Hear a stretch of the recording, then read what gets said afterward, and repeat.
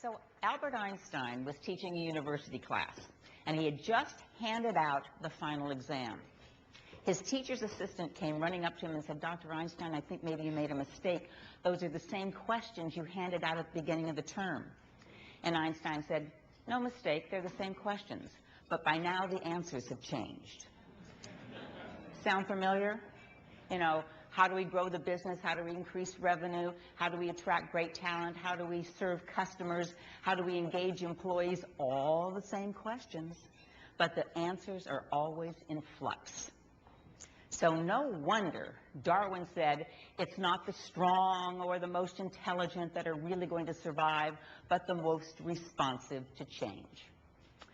And by the way, corporate America agrees. They did a recent study at the conference board with 539 global CEOs. So it's not just corporate America, but global corporations and organizations and nonprofits and government agencies. And they ranked the top concerns of these global CEOs, and right at the top was adaptability to change. And that was in Asia, that was in Europe, that was in South America and North America. The only thing that ranked higher was revenue growth. So even though we have been dealing with change forever in our organizations, it isn't going anywhere. It's right here, and it's a pressing issue. We'll just walk through a few of the forces of change. First of all, you've got the economy. You've got a local economy and a global economy, and they are squeezing us. There isn't an organization that I address or work with or have interviewed into that doesn't say, our mantra here is to do more with less. You got it.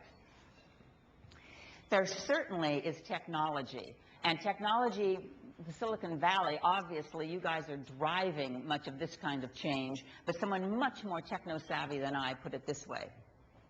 This is going to be one freaky-deaky 21st century. The amount of technological change in the next 10 years is going to equal that of the entire last century.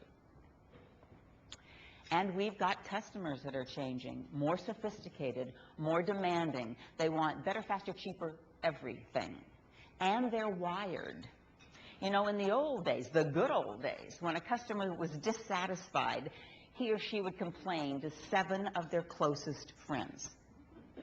Today, if they're dissatisfied, they're on a podcast, they have their own blog, they've got an anti-website, a rogue website up there somewhere, and they are complaining to several 100,000 of their closest networks. So it's a very different setup, much more powerful. And we have competition that looks like it used to, and competition that comes from left field, from an industry we didn't even think was one of our competitors. And of course, we've got increased M&A activity, mergers, alliances on the increase, acquisitions. Now, the interesting thing is sometimes we're a competitor, and sometimes we're an ally, and sometimes we're both at the same time. And then all of a sudden, something happens. Like a few years ago, I got a call from a Silicon Valley company, and the head of human resources said, "Carol, you need to come out here and talk to some of our people." I said, "Okay, why some of your people?" She says, "Well, we've got about 200 people that were just sold off to another organization. We sold off that division. And then we sat around thinking yesterday, you know, all they know about that other company is what we told them here. And as a competitor, what we told them is they're not as good as we are.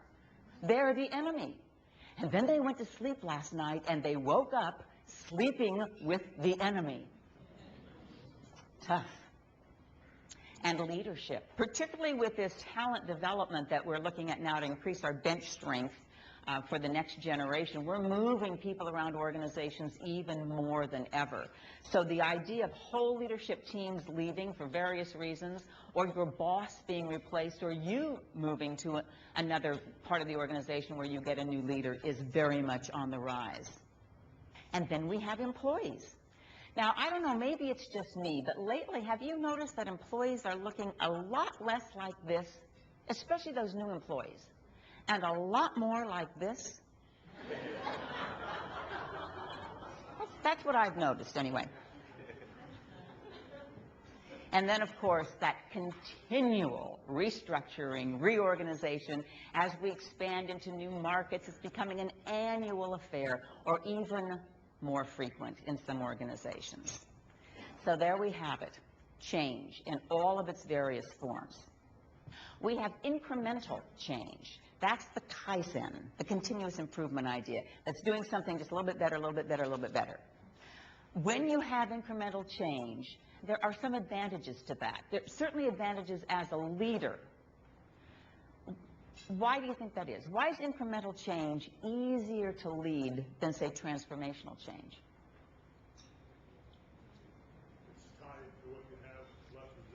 It's tied to what you have less resistance. You know what happens is that human beings take a look at incremental change and say, I may not even like it. Maybe I don't like change, but I can understand it. All it says is we need to do what we have always been doing, but a little bit better, a little bit faster, fewer defects, better quality, whatever that is, which means that they can use their past behavior as a predictor of their future success. So as a leader, this is a fairly logical and easy kind of change to manage. And incremental change is wonderful, and it's going to go on in organizations probably forever. But every so often, you get technology that comes in and changes everything. You get one of those competitors that comes in from left field. You get the kind of force of change that turns your business upside down. And then you have to transform it. And look what happens in transformation. Now you're saying, remember that past success? Well, not only can you not predict your future success from that past, you may find that your past success is the biggest impediment to your future success. So now try to lead this. Try to go into an organization where everybody's doing things very well and say, you know, what you're doing is absolutely terrific. And if you continue doing it just like you have been doing it, we will all be obsolete. Very different message, very much more difficult as a leader to lead. And of course, all of this is continuous.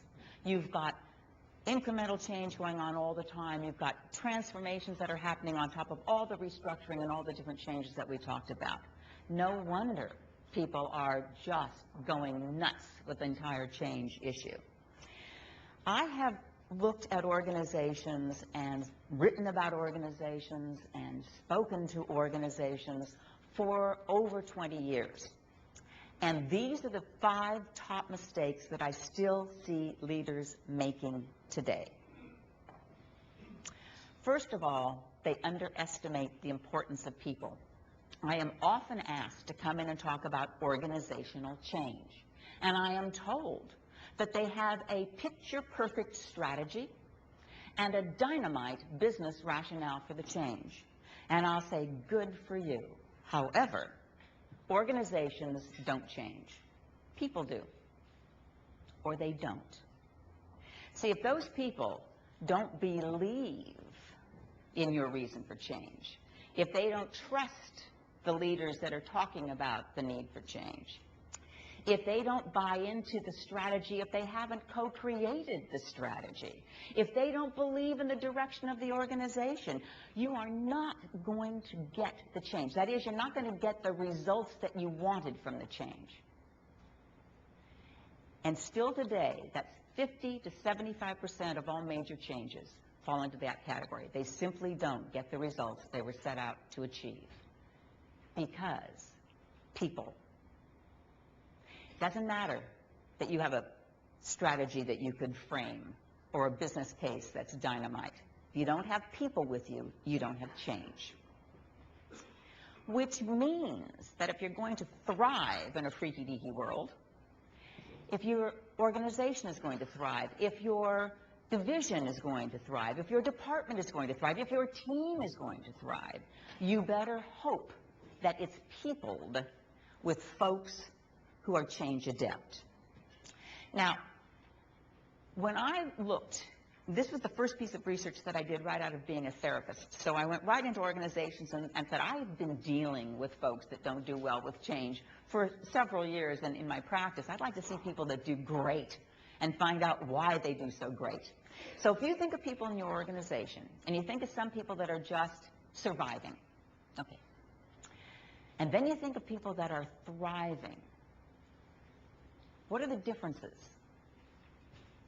First one that I found when I asked folks was the idea of confidence, that people that do best in change are those who are very self-confident. Now, the interesting thing is I'll go into managers and they'll say, well, then my people should do just super because they're very good at what they do. They're highly competent. And I'll say, great. Do they know how good they are?